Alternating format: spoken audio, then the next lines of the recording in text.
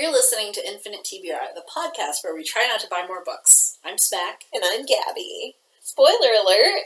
We're going to avoid major spoilers, and when we can, warn when we're going to discuss a particular book in detail so you can avoid that part of the episode. You can also check the show notes for time-stamped flags identifying potential spoilers. Since we split this last time, this is a continuation of the first half of our second annual Mysterious Galaxy Throwdown Showdown one-on-one PvP fight. Fight. We have to specify. We are fighting. We are fighting. There's a lot on the line. Mm-hmm. One day we'll actually... A stake. Yeah. The stakes are high. Anyway, here we are again. Okay, next round. Get your book selling wide. Monica Leonette is the author. Leonelle. Leonelle. That's my handwriting. No big. It's both of us, it's not just me. Well, you're gonna win this one. Psalm for the Wild Built. Yes, I am! Those are the ones I will fight for. By Becky Chambers. So good. I don't think I've talked about that. No, I don't think you before. have. It's pretty much exactly what everyone has always said about it. There's not really anything else to note about it. What have people said about it? So the vibes I always got from like reviews and the summary are cozy, utopian future, but like such a calm, Like a nice, warm cup of tea. Yes. So it's a tea monk. Yes. I possibly might mix Been a while. up some of Just these bear with details. us. Yes. But it's a monk who lives in the city, and different monks have different callings. And one day, they just decide they're done with the city. They need quiet. And so they switch their calling to become a tea service monk. And they learn the trade, like how to... And so the idea behind being a tea service monk is you have like a wagon and you go around to every region and village and you set up your tea station and you wait for people to come and talk to you about their problems over a cup of tea. And mostly you're there to listen. Like active listening is basically, it's like professional active listening. It's not really therapy. It's like they brew the perfect cup of tea based on like what they know about you and what you need in your life, and they listen and kind of give you an outlet, and then they go on with their, and that's what you do, and then you pack up and you move on to the next town. And it was like and that's how it starts, is they're learning this new trade, and they start out and it sounds like it's going to be very simple, and of course nothing is ever that simple, but they learn very quickly, like and then some time goes by and now they like know all the people on their route. They kind of know what blends work under different circumstances. They've learned how to be a very good active listener, and then they realize that it's still not enough. They're still looking for something ineffable, and they basically go out into the wilds looking for, I forget what exactly they go into the countryside to look for, but they basically go where it's not really considered safe, very off the grid, and very quickly run into a robot. And in this world, this is post-industrialism, and It's like where the robots took over and then left. So they didn't take over. They had automated everything, and one day the robots collectively basically achieved sentience and said no and left. And then there was like this debate at the time over like, well, now that they have sentience, like, and they basically came to this agreement that the robots got the wilds and humans wouldn't automate anything anymore. They wouldn't use robots. They wouldn't, like, it turned into this very, like, personhood thing. Wow. And then, like, if the robots ever wanted to come back, like, they were welcome to come back whenever they wanted, but there would be no one would come looking for the robots. And so, like, there was this agreement that was hashed out, and the robots all went out into the wilds and disappeared. That's so Unrealistic? I know! So much about this is like, I want this to be how the world is, and that simply will never be the case. I guess maybe, definitely not in our lifetime, but it was such a nice dream. Yes. a nice dream to Yes. live through. Oh, And so I need to look up their name. What's the sequel? The sequel is A Prayer for the Crown Shy. Amazing names for both right? of these novellas. Those are such good titles. Such good titles. My review just says the sweetest, most soothing existential crisis you'll ever read. Dressed up with tea and friendship. Oh. So good. And of course, the summary just says the tea monk, and I'm like, no, what's their name? I want to say it's like Chi or something, like CH. Oh, Dex. Dex is the robot, right? That's what I. No, sorry. Yeah, Dex is the tea monk. I must be thinking of a different monk in a different. I'm thinking of Nevos. Oh. Yeah. That's she. A different non-binary monk. A different non-binary monk, yes. Oh boy. This tea monk is Dex, and the robot's name is Splendid Speckled Mosscap, because they name themselves after the first thing they see. And they decided it He. was he. Splendid. Oh no, that's the name. The species name is the Splendid Splendid. Speckled Mosscap. I was like, that's lovely. And Mosscap for short. Or it, I'm sorry. Actually, they go in this whole thing where Oh, that's it's interesting. like my preferred pronouns, or like subject is it. And that's how I want to be referred to. And it's a novella, right? It's Yeah. super short. Yeah. So they meet, and they basically, and Mosscap is like, we finally like got together and decided to send an emissary to go like see how the humans are doing and make sure the humans are doing okay without us, and like how have they gotten by without us. And Mosscap is just this very inquisitive, like charming, just wants to like learn all about humans and what humans are all about. And Dex is like on having their existential crisis. Yes. And at first there's a lot of friction there because Dex is like, this is another responsibility as like the first person to encounter a robot in like generations. Like it had reached like legend status. Oh shit. So it was almost like if a thing from like if a werewolf showed up and was suddenly like, I want to learn what humanity's all about. Let me tag along behind you. And now it's like your responsibility to do that. And It's a lot. Dex is like, I wasn't like, my whole reason for getting away was they are basically burnt out. Yeah. And they're they're trying to figure out why they're burnt out and how to kind of re-achieve that, Yeah. like any sort of joy. And so it was bad timing. So at first the relationship is a little fraught, but like as they get to know each other, and it's just so precious. With such good lessons about like what you owe the world and man. responsibility, and like you don't need to contribute to be worthy of existence. And it was so good. Such a lovely departure from reality. So yeah, how was get your book selling wide? Did you learn how to get your book selling? I mean, yeah, it was interesting. There was a lot of it that it's all the basics of like, okay, so selling wide means that when you're self-publishing, you're not just publishing on Amazon. You're publishing Amazon, Barnes & Noble, Kobo. I thought it meant just generally like Google selling Play. a lot. But No. Well, that also, hopefully, but it's because when you self-publish, you can put your book up on Kindle Unlimited, which means that only people who pay for the KDP, Kindle Unlimited subscription, can read your book. Nobody else has any access to Right. it. And you're not allowed to give it to anybody else, whether to sell or to just read or anything.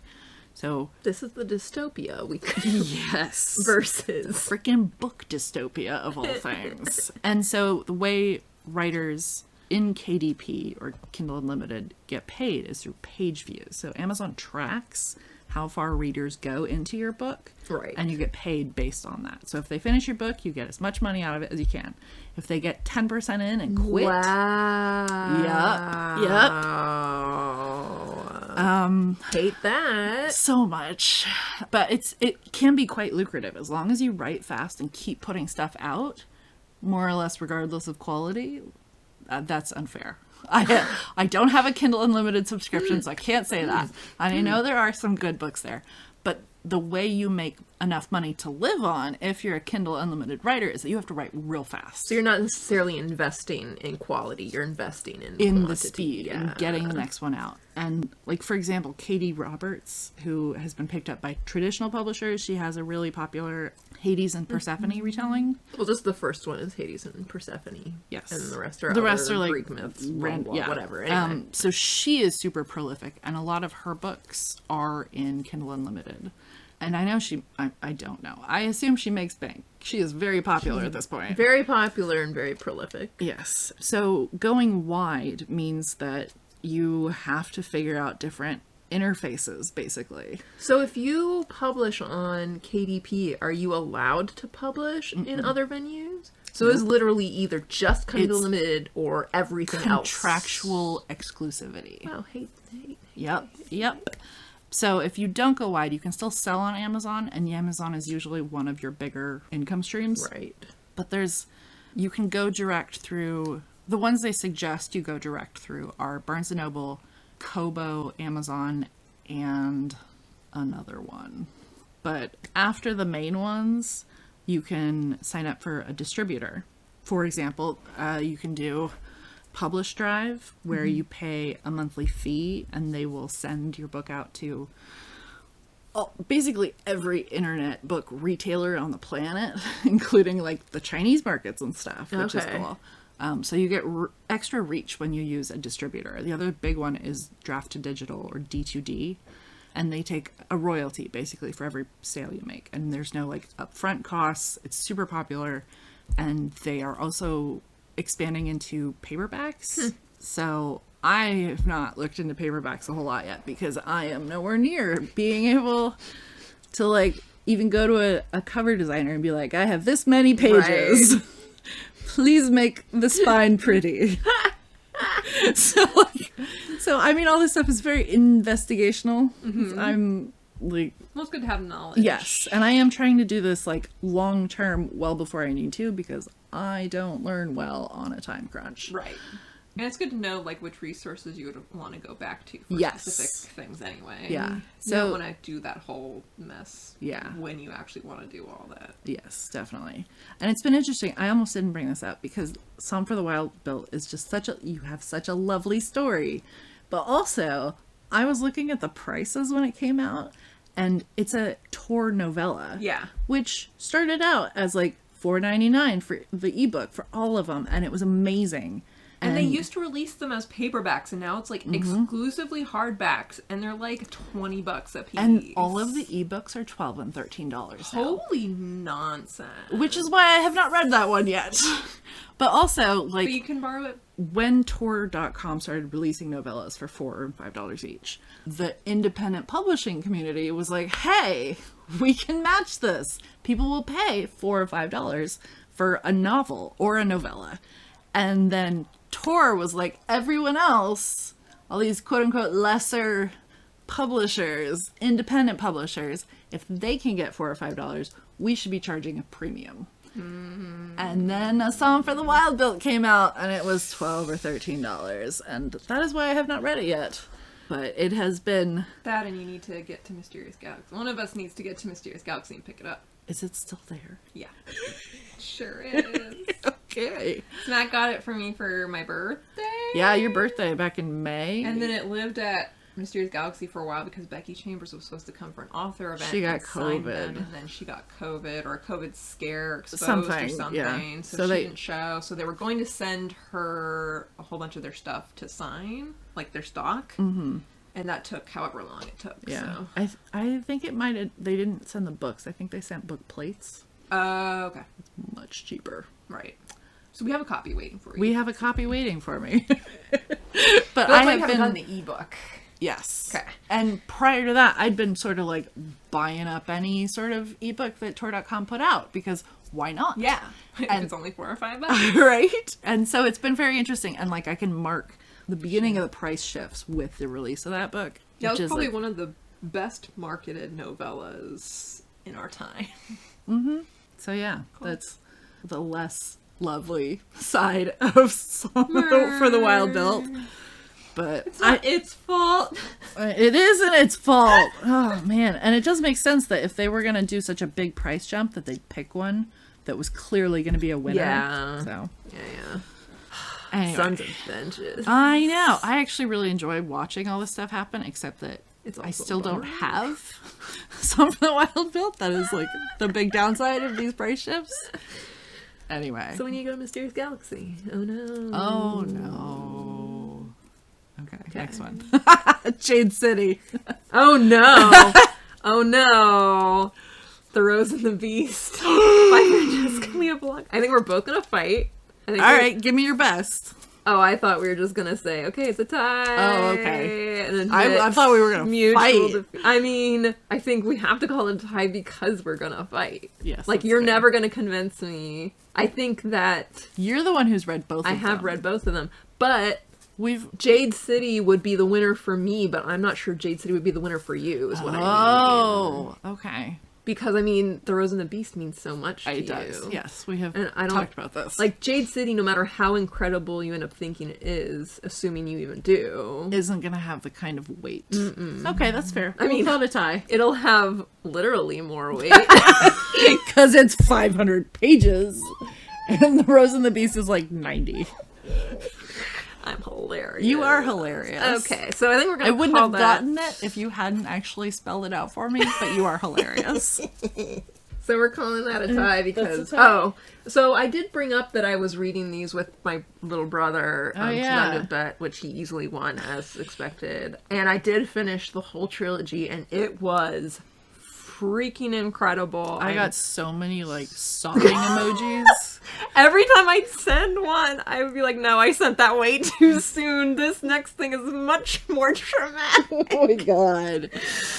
It was a journey. Those are quite an investment, but I am so glad I went back and read them. Are you? Oh yeah. Oh, yeah, man. yeah. The quality was pretty consistent. They're long. They're so long. The third book is almost 700 Yes. pages. They're so I think the third book is long. well over 700 Oh my pages. god. They're huge. And You could kill somebody with these. yes, you could. But I was Emotionally too. Yep. All over. But I finished the second one too quickly. Like, Oh, I was no. reading like a snail. But I read the second one, and the third one, like, wasn't in at the library yet. And I went to Mysterious Galaxy and just bought the third Did you? one. Yep. So now I just own the third one. Oh no. And they're just so good. They have this like very interesting balance between there'll be like action scenes with like martial arts and Yeah. knives and swords and Just guns, incredible. and then fight there will scenes. be political shenanigans, and then there will be family drama and relationship drama, and then we'll be back at a martial arts scene, and the way it like cycles between those was just so good.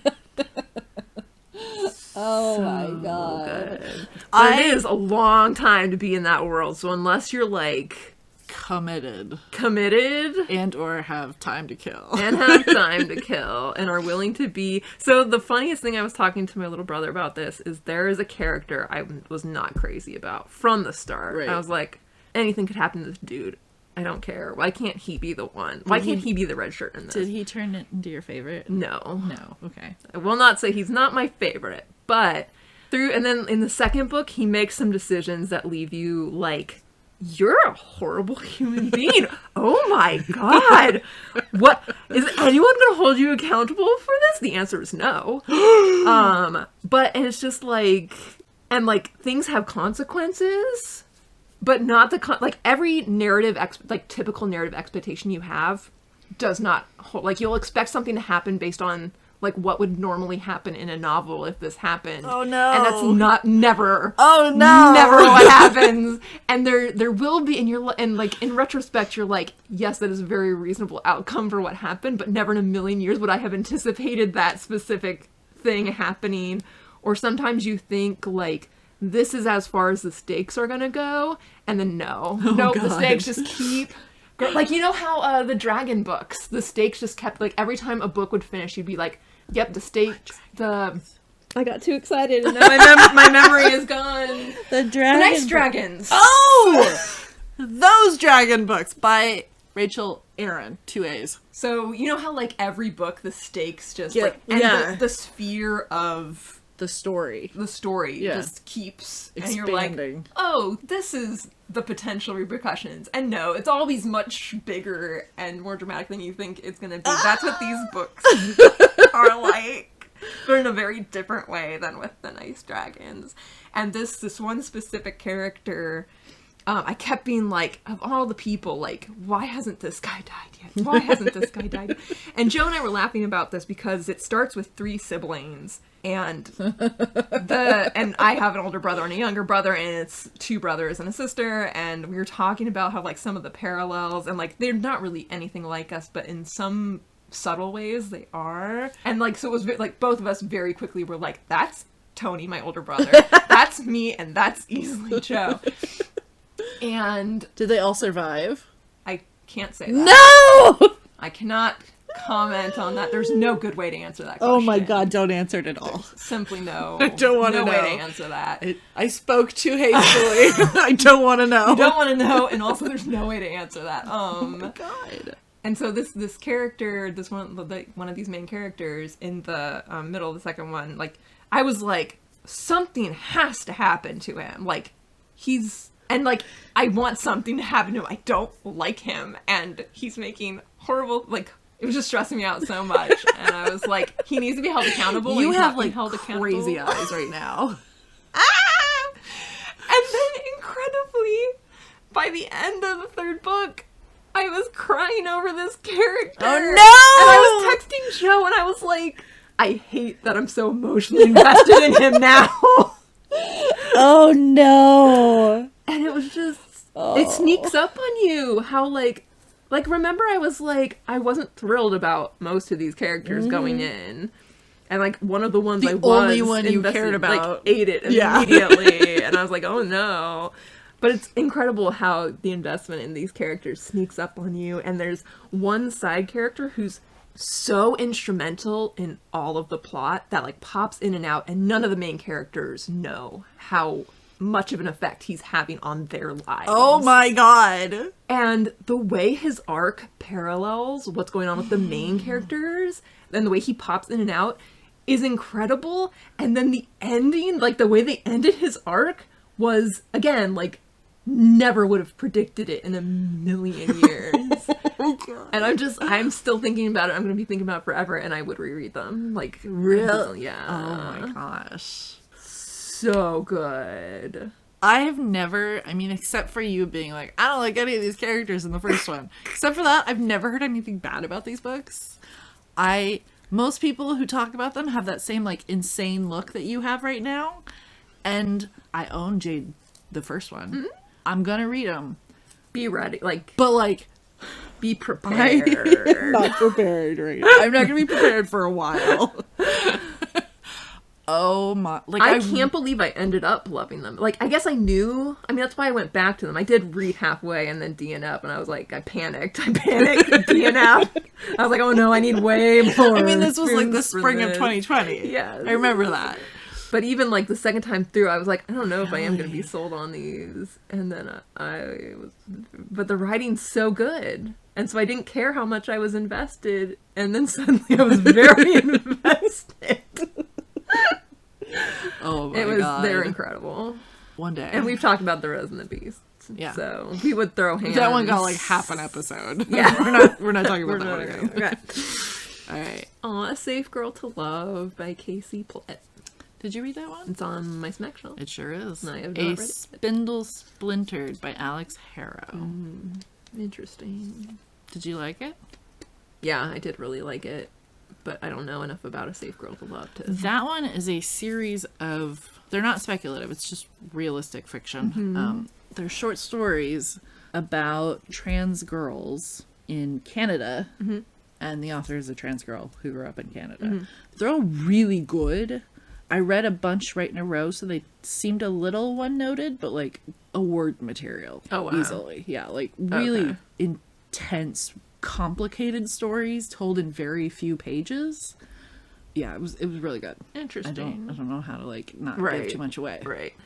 Spindle Splintered is like a Sleeping Beauty novella retelling, modern retelling, about a girl who has like the Sleeping Beauty disease, and they never live past 21. So like on her 21st birthday, they throw this like basically this is your last birthday party thing. Aww.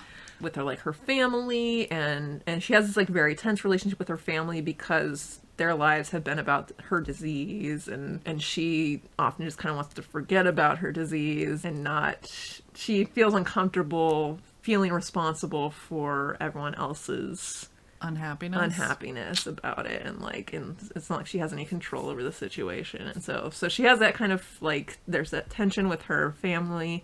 She has her very awesome best friend, and then on her birthday her friend like throws together a joke Sleeping Beauty theme for the birthday, so finds an old spinning wheel type thing, sets it up in this like tower. They live in the Midwest, and like fills the place with roses, and it's very funny, haha. And they're drinking, and then once like all the rest of her friends go away, she like as a joke like goes up to like push the spindle. Oh shit. And it turns out that like the way that this world is set up, if you parallelize with fairy tales or like stories that are told over and over again, you can kind of like move between worlds that are that fairy tale. So you can basically jump between versions of Sleeping Beauty. What? So it's this like parallel universe thing. So she ends up basically in Sleeping Beauty. What? And she's like there to save and so it becomes this whole, maybe I can't save myself. Right. But maybe I can save this Sleeping Beauty. Oh. And it's about like their adventure to try and break this Sleeping Beauty's curse, and then like trying to figure out how to get back to her world. And do you still have that? I want. Oh it. yeah. Okay, Yeah. So the whole time so I know Smack is a little ambivalent about Alex Harrow because you didn't love 10,000 Doors of January. I did. This is a very different, like, if you had told me they were written by the same person, I'd be like, yeah, obviously. Like, I wouldn't necessarily guess offhand, but they're knowing it, like, makes sense they're written by the same person. I really like Parallel Worlds. But yes, Parallel World, it's Parallel like Worlds. Dark, queer fairy tale retelling. I was like, the whole time I was reading, I was like, I really think Smack would love this so much. So all you had to have said was Parallel Worlds. I didn't and realize that hadn't come up. It hadn't. Well, now it has. Next time I see you, bring it over. Okay. I thought I meant to bring... Oh, maybe I sent it to Phoenix. Oh, no. Your mom's coming out next weekend. Maybe. If she comes out. If she comes out next weekend. Otherwise, I'll grab it over Thanksgiving. Okay. And I do have the sequel, but I haven't read it yet. But it was a delight, and it's a novella, so it's not very long. In some ways, I feel like it would have been more fun as a novel, but I don't feel like it's necessarily lacking. Like, I didn't feel dissatisfied, but I could see it being, like, as much fun. And I'm glad there's a sequel, basically. Yeah. So, this one's hard. This one is hard. I don't know. To call it a tie? Sure. Because they're so different. I know they're so different, and neither of us has read the other. Right. So, okay. This Throwdown has being a lot less, like, contentious from last year. I think it's easier to be like, if we're gonna fight, just make it worth it. We're definitely not gonna convince each other. Recognize Fascism, edited by Crystal Huff. Starfang, Rise of the Clan by Joyce Ching. That one was good. It was werewolves in space with like Asian clan world building. Okay. In space. Okay. Matriarchal. Cool. Very cool. But Recognize Fascism covers so much ground. I was gonna say you're the one who's read these both, so I know. I'll defer I would one. go with Recognize Fascism. Okay. Anything else you want to say about Starfang? That one I think Sounds cool. it's super short. And if you're into werewolves, definitely worth picking up. Can I pick it up, or is it in You ebook? can pick it up. I have it. It's on my werewolf shelf. Do you think I'd like it? It's short enough that it hardly matters. Also, it's not a werewolf shelf. It's a wolves and werewolf shelf. It's a werewolf TM. Wolves and werewolves. Multiple. It's like your snack shelf, but that means something very different. It means something here than it very does in my different. apartment. I had one long shelf, and so there are 3 sections. There's writing books, there's wolves and werewolves, and then there's Death Valley stuff. And then there's Death Valley. Did I tell you I had to cancel my December trip because I of remember the flood you were from talking August? about that. I thought you were going to check and see if I did check. Everything has been washed out. And they haven't rebuilt it yet? They're not, like, a lot of things. Does that are mean not. no one's visiting Death Valley right now? It means they're having some trouble seeing anything if they are visiting. All the hotels are, like, they're open. They've sold out of rooms on certain days. But no one's going anywhere? I don't know if they know, but, like, the places I really wanted to see is Salt Creek, which has these, like, super, super endangered pupfish. Mm-hmm. Teeny tiny little fishies that live in this Just there. hole in the ground that sometimes shakes from earthquakes halfway across the world, and no one has ever been down to the bottom. And so every winter it rains and the water gets real deep and it spills out into the surrounding area. And so the pupfish breed up to 1 million of them, and then the water dries up and they all die. And it's just every year. Not a sound ecological strategy. And I got to see it last time we were there. But Oh, you did? yes. They have these great boardwalks. You're about 6 inches off the ground, so you're not, like, disturbing anything. And they have, like, chemical toilets, and the gravel to get from the main road to the boardwalk is, like, very smooth and stuff. Ooh. It is all washed away. Ooh. I have no idea what those poor endangered fish are gonna do. Oh, no. The boardwalk is gone. Oh, no. And this is from a flood in August. I wonder what the flood did to the pupfish. I don't know. I wonder if anyone knows. I don't know. So that was the one thing I really wanted to see. The other one is off back roads. It's called the racetrack. Right. And it's this dry lake bed where there are these rocks of varying size. Some of them are like palm size and one of them is 3 tons. And they have these like skid marks behind them. And for centuries, white people didn't know how they moved. As we do. Yeah. all any of the white people knew was that, like, you go there and they've moved and they leave these furrows in the ground behind them. And it's Death Valley, so it's not like there's any water moving them. It's air, like, it gets windy, but it doesn't get that windy. Till, I guess, somebody paid a grad student to, like, camp there. Oh, they paid the grad student? The most surprising did. part of the story is the grad student They was sent a grad paid. student out there for like 6 to 9 months. And Oh. yeah, like a long time to be in the middle of nowhere. Even when you're like on the paved roads in Death Valley, you are in the middle of nowhere. Gross. And you can never quite forget it because it's the middle of it. Like I've driven through the Mojave and Joshua Tree and all these different deserts my whole life. And then you get to Death Valley and it is like a whole other level of middle of nowhere. It is wild.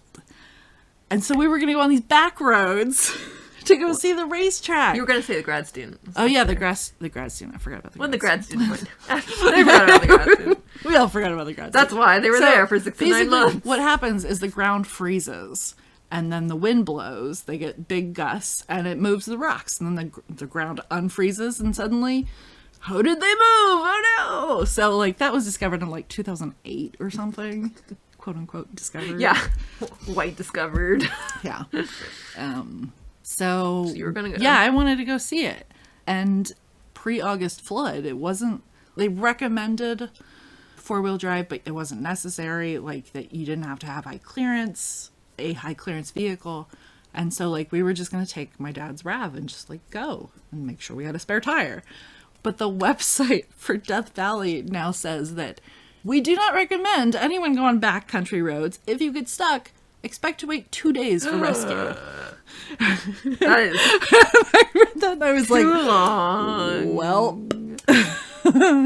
Wow. So I canceled my plan to go to Death Valley. There's nothing, I mean, like, a flood in August? I know. That was in Death Valley? wild. Death Valley if they get half an inch of rain over 6 months, it's a banner year. Yeah. They got like 3/4 of an inch in a week.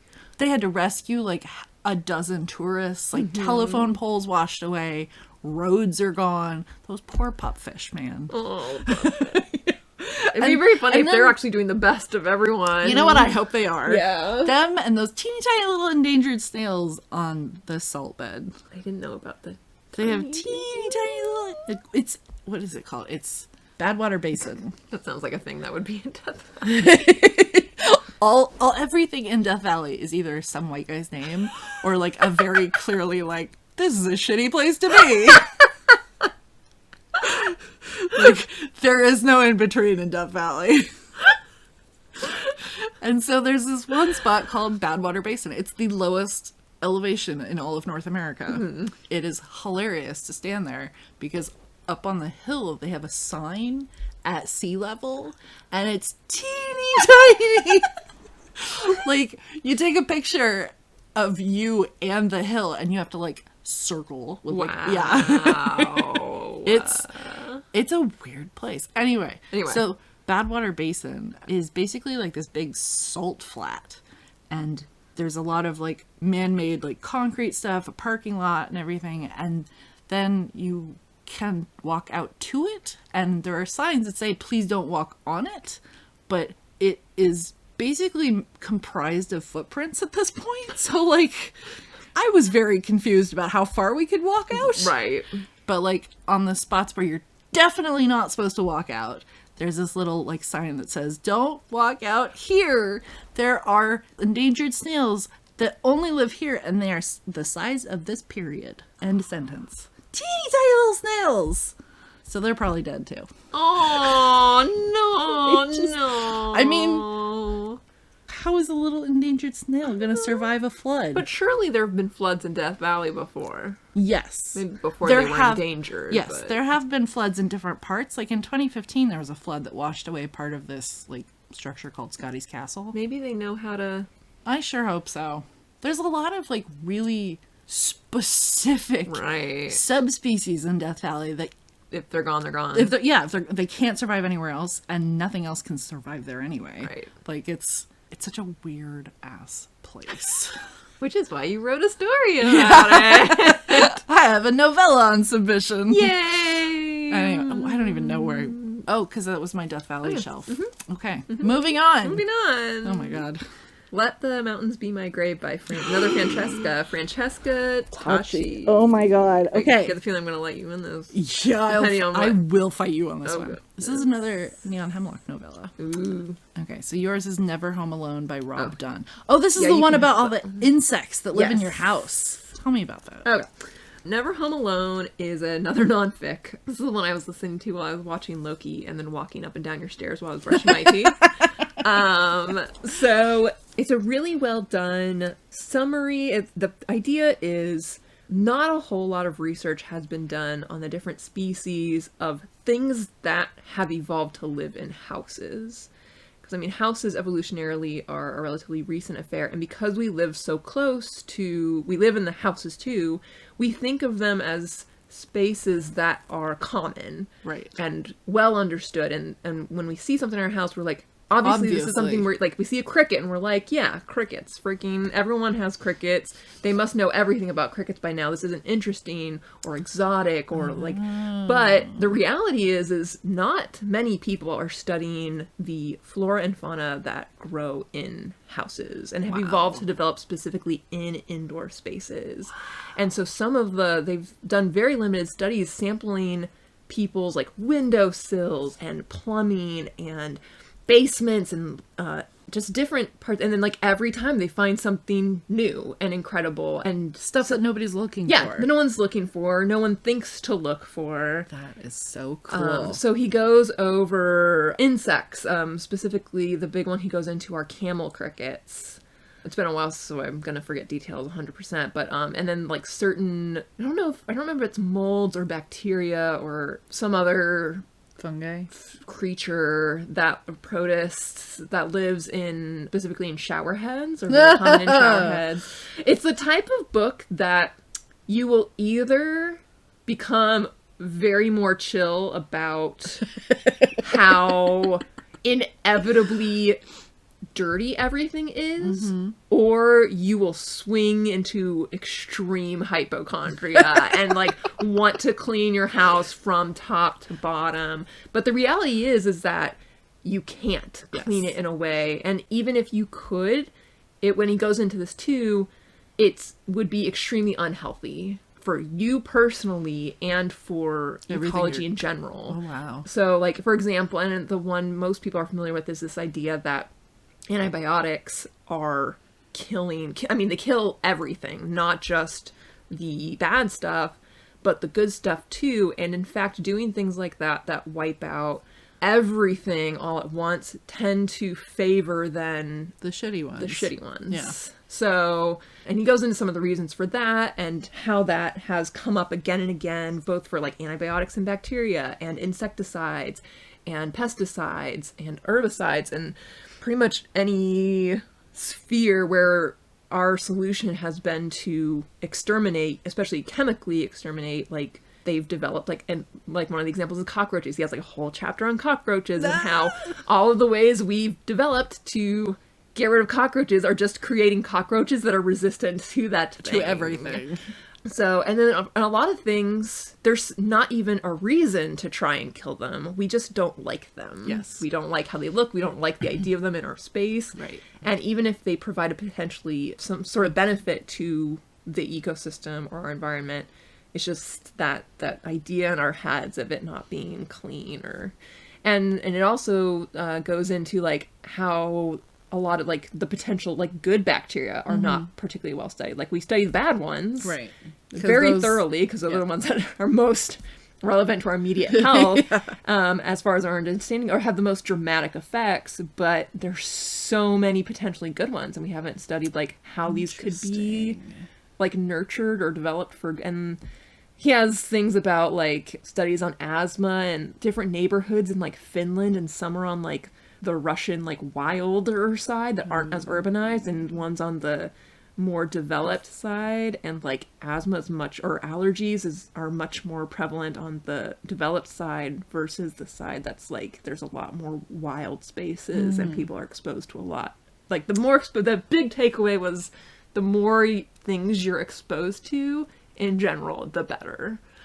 That's so very cool. it was very interesting. The last chapter was a really cool chapter on like yeasts and breads and how they got a whole bunch of different bread bakers together, gave them the exact same sourdough starter, and then they came and so they made the exact same bread, same recipe, same starter, and they all ended up different breads with the different microflora in the bread because so much of what you bake comes from what's on your hands. Oh my gosh. And in a good way, like not like bad stuff, but like it adds a very unique distinctive flavor depending on like where you live and what and how much you bake and what types of things you bake and just That is fascinating. so fascinating. It was so good. So let the mountains be our grave. Okay, that one I will fight you. Be my grave. Okay. Let the Mountains Be My Grave takes place it's another Neon Hemlock novella. I don't think it won any awards. It should have. It's super dark and amazing. It takes place in the wilds of Italy during World War II as the Allies are sort of like creeping up through Italy and getting rid of the fascists and stuff. But the partisans are mostly Italians who are anti-fascists, and they basically sort of leave cities and towns behind to go hide out in the woods and fight Nazis. And it's super violent. The main character in this one has a ring from an Etruscan goddess, I believe. Cool. The Etruscans predated the Romans. So like when ancient Greece was a big thing, the Etruscans were out there instead of the Romans. And so she's this snake goddess who heals. And so this ring can heal you. Even though see a but. There's a but. I'm not going to spoil anything. It was so good. And it hurt in a really good way. It was... I wasn't crazy about the cover, but like... You're often not crazy about the cover. Not that often. Okay, many times I am not crazy about the cover.